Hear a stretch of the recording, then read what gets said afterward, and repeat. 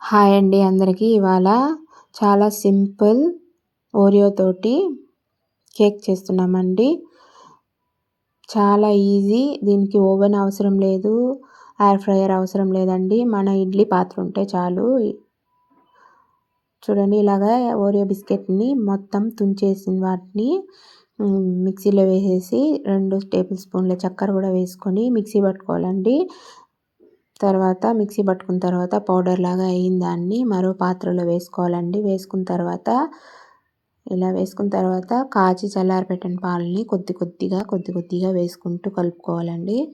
ఇలా కొద్ది కొద్దిగా వేసుకుని కలుపుకున్న తర్వాత మనకి ఓరియో బిస్కెట్ కేక్ బ్యాటరీ అయితే రెడీ అయిపోయింది. ఇందులో మన వంట సోడా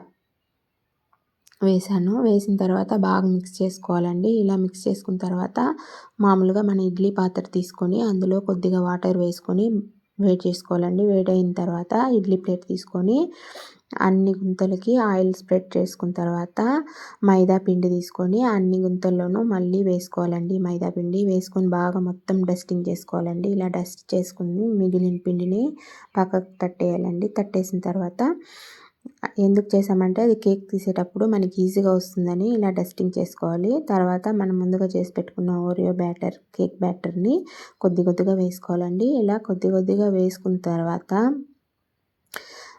ఇడ్లీ మూత పెట్టేసి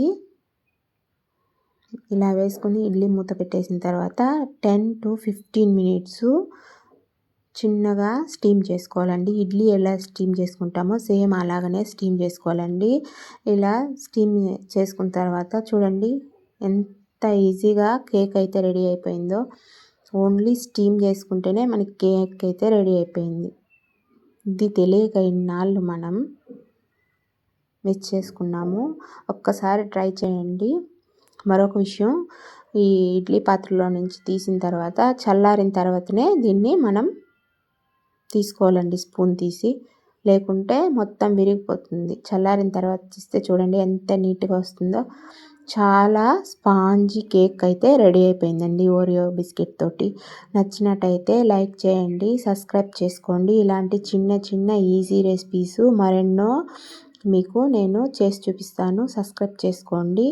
చూడండి, చాలా స్పాంజీ లాంటి కేక్ అయితే 20 మినిట్స్లో రెడీ అయిపోయింది. Thank you.